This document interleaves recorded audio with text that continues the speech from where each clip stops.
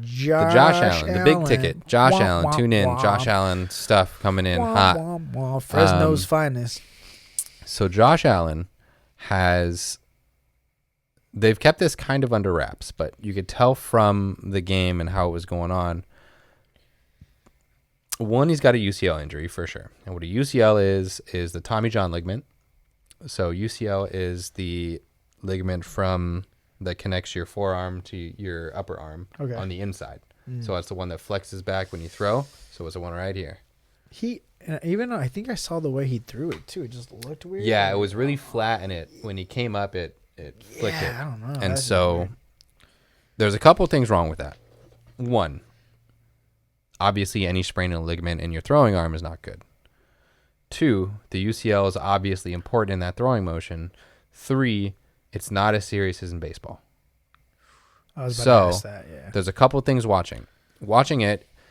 He got hurt on a specific play, and then immediately after, he dirted a third down over the middle to Diggs. And then the next play, he did like a rollout javelin throw, like 70 yards downfield. So what this tells me a couple things. One, it's not fully torn. Probably not even partially torn because of that. He was still able to throw it that way. Yeah, chucking a football 70 yards, you got to have something in it. And the fact he didn't just immediately go down and out after that tells you a little bit. So I think it's a grade 1. But the problem is he's hurt that one before.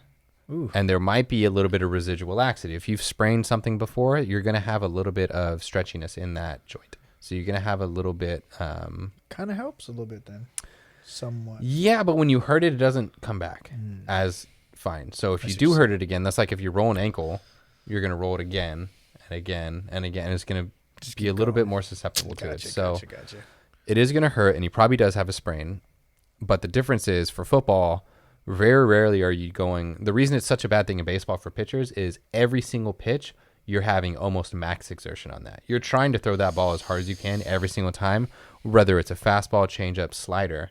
Your grips change the speed and the curve, but your arm velocity and how you're whipping it is max effort just about every throw, or at least like 90% max effort every single throw, unless you're a knuckleballer. But even then, that's why a curveball you actually throw, it's harder on your arm than a fastball, even though it's slower, because the grips makes it turn, and you have to have more velocity through the air. With football, very rarely do you throw as hard as you can. Very rarely. Even if you're throwing to the out, you're usually dropping it. You have a little bit of touch on it. You're throwing screens. You're throwing it down the sideline. You're trying to fit it into pockets. You have a little bit more control of how you're throwing it. So that's the good thing. The bad thing is how he was shaking his arm afterwards. So when he threw it, you could see him come down, not only grab that, but he was opening and closing his hand. He was shaking it out. He was trying to get some feeling in there. Now, you have your funny bone that runs underneath. Okay, everyone's hit their funny bone before. Your funny bone runs underneath where that UCL is.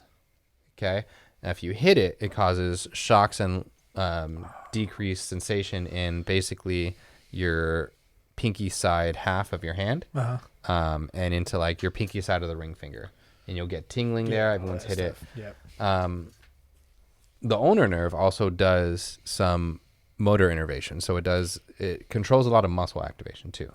There was a mnemonic in school that we had. It was mini dab fad. Say that for my handwriting. Mini dab fad. Mini is all pinky muscles. Okay? Mini. All pinky muscles. So that's anything in the pinky that controls it. So what that can do is that can affect grips, that can affect squeezing the ball, that can affect how you hold on to it, that can affect the touch on it, that can affect the spiral on it.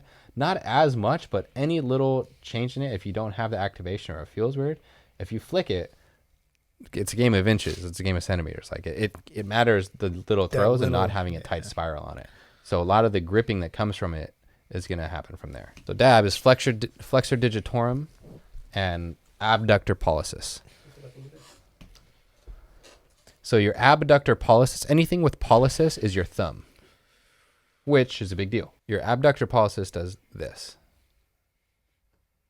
Okay, so you're waving down.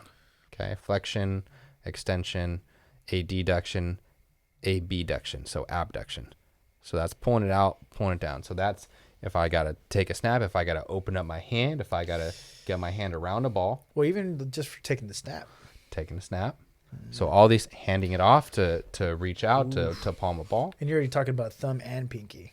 So Yes. So really, you have things like here, you have your opponent's pollicis, which is different. So coming in here and touching your pinky, that's a different muscle than what does down.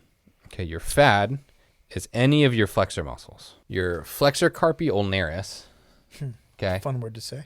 It is. Flexor, you have a flexor carpi ulnaris and flexor carpi radialis. So if you can see, that is kind of important in throwing a football. Oof.